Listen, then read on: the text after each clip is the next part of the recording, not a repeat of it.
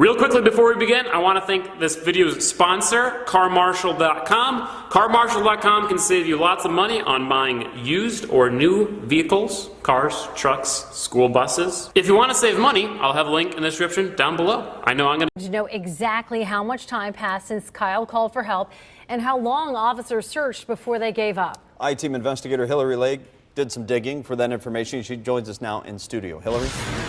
Well, Craig and Tanya, I have listened to the 911 recordings, including the heartbreaking calls Kyle Plush made himself, begging for help before he died. And I've gone through the reports of those calls. We put together a timeline of how this played out to try to understand if his death was preventable. We should note we are not playing Kyle's voice out of respect for his family. Cincinnati 911, that is the address of your emergency. Begging for help at 3:16 Tuesday afternoon, Kyle Plush tells the 911 dispatcher he's stuck inside of his van. It's parked in the lot at the school-run thrift store across the street from the Seven Hills campus. But he can't hear her, and she's having a hard time understanding him. The Seven Hills what parking lot? The 16-year-old's phone hangs up. 911 calls Kyle back.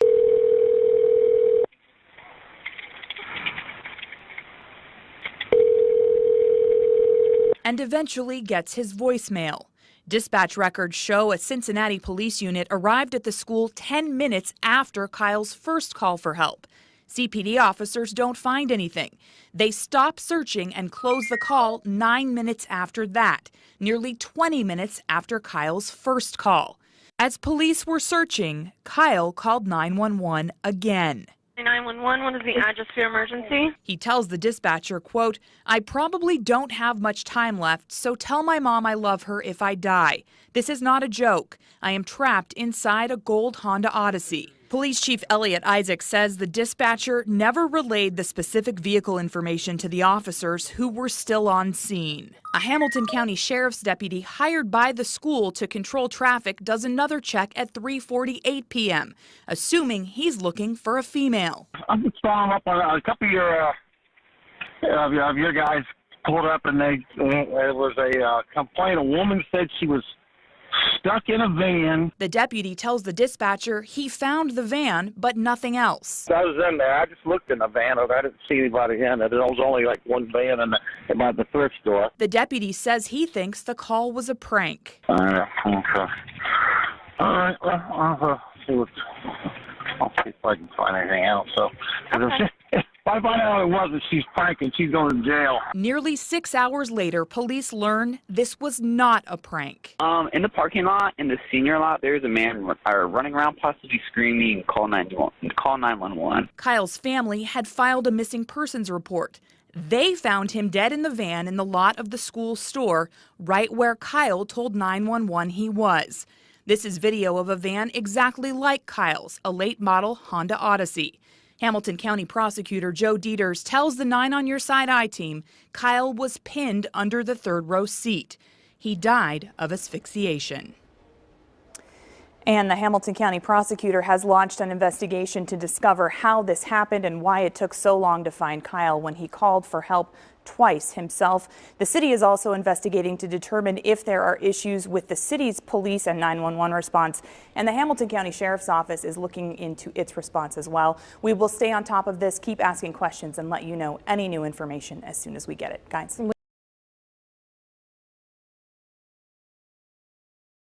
Tell my mom I love her. Boy's 911 calls telling police he's trapped, ignored until he died. A young boy was trapped in the back of his family's minivan and called police twice begging for help. However, his calls to 911 were written off as a prank and he died of asphyxiation. By Matt Agarist, April 13, 2018. I probably don't have much time left. Tell my mom I love her if I die. 16-year-old Kyle Plush told police who had no problem ignoring him until it was too late.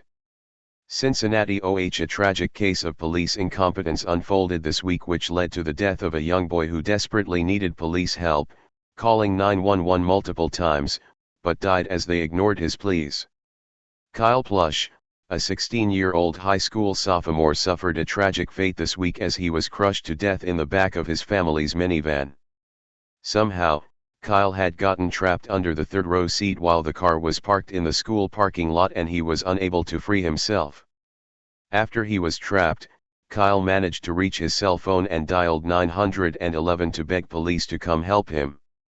Despite calling 911 twice, however, police ignored his calls. The subject of these calls is now under investigation as the lack of response led to the boy succumbing to asphyxiation and dying. "I'm going to die here," the sophomore told the dispatcher during his first 911 call, which was placed shortly after 3 p.m. Tuesday. "I probably don't have much time left.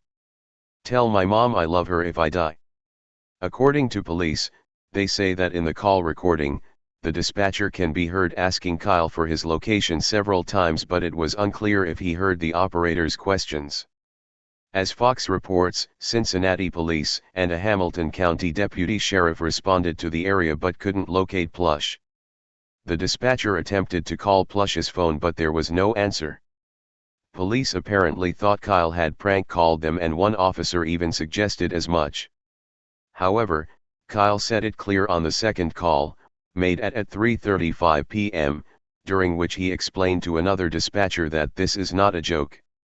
"I am trapped inside my gold Honda Odyssey van in the parking lot of the Seven Hills. Send officers immediately. I'm almost dead." As WCPO reports, at several points in the second 3-minute call, during which the operator does not respond and loud banging or heavy breathing can be heard, he attempts to call on the Siri automated iPhone assistant without success. In spite of giving police an exact description of where he was and what make and model vehicle he was trapped in, nothing was done and Kyle died. The young man was trapped in the third-row bench seat, and it is called positional asphyxiation, Hamilton County Prosecutor Joseph Deters, who is launching a comprehensive investigation, said. "We are actively trying to identify experts to assist us in this investigation." Not until 5 hours later did his family member discover Kyle in the back of the van. By then, however, it was too late. Hamilton County Coroner Lakshmi Samarko would rule Kyle's death accidental asphyxia caused by chest compression. According to Cincinnati Police Chief Elliot Isaac, the 911 operator had never relayed the make and model of the vehicle because the dispatcher did not communicate with the caller. Indeed, the silence during the call proves this lack of communication. "Something has gone terribly wrong," Isaac said at a Thursday news conference. "We need to find out why." According to Isaac, the dispatcher who took the second call has been placed on administrative leave pending the outcome of the investigation. Police are also looking into how, exactly, the teen became trapped in the first place. Why the boy didn't call a family member also remains unclear. However, had he done so, rest assured that it would not have been perceived as a prank. Family and friends are mourning the loss of Kyle Plush. A prayer service just wrapped up for him at Mercy Montessori. He went to school there from kindergarten to the 6th grade. 9 on your side's Ashley Zilka was there, and Ashley, I understand cameras were not allowed inside. Yeah, that's right, Tanya and Craig, but I did get to go inside, and I can tell you there was not a dry eye in the entire room. Out of all the stories I have covered, I can tell you this is the saddest by far. The vigil brought me to tears. It brought my colleagues from other TV stations to tears. Let me tell you some of the things we learned about Kyle tonight. They used words like kind, outgoing, funny, and his big smile. During the prayer service, his former principal told us Kyle was a small guy with a big personality. We got to go inside a classroom at Mercy Montessori where Kyle spent 3 of his childhood years learning. And listen to this, a teacher came in and showed us this peace rose. It was a pink rose, and we asked her what it meant, and she said it was a symbol of comfort and kindness. She then told us Kyle was always the first person to give the rose to a classmate who was having a bad day. And he always made sure his little sister was taken care of. We also found out the 16-year-old had a love for technology and science. When he was little, he would actually use cereal boxes to make things like a laptop computer. But most importantly, everyone said Kyle was the most giving person. And to prove that, the principal talked about the last minutes of his life when he could barely breathe and knew he was going to die, Kyle wanted to make sure his mom knew he loved her. Through our grief, we are focusing on our fond memories of Kyle and his family. He was an inspiration to many children and teachers here at Mercy Montessori. Kyle's gentle spirit made it a joy for others to be around him. We lovingly remember Kyle as a creative, vibrant, and kind young man. We also learned Kyle loved sports, and the principal told us she knows when he went to heaven, he had a tennis racket in one hand and the latest piece of technology in the other. Kyle will be buried on Monday. Reporting live tonight, Ashley Zilka, 9 on your side. Hey Charlotte County, this is Charlotte County COPWATCH, and I just wanted you to know that I am using this stuff under fair use. And also remember to like and subscribe this channel. Also too, keep in mind I do not make any money on YouTube. This is 5 hours work a day, you know, fighting for freedom. And you can donate with PayPal and Patreon. I just want you to think about this. If everybody gives to PayPal and Patreon, Patreon is every month. Actually, PayPal you can do every month. I have 12,000 subscribers. If everybody gives, I can quit my regular job and go full-time investigations on Charlotte County and possibly even more and beyond. So just keep that in mind. If everybody helps out, I can go full-time doing this. Thanks.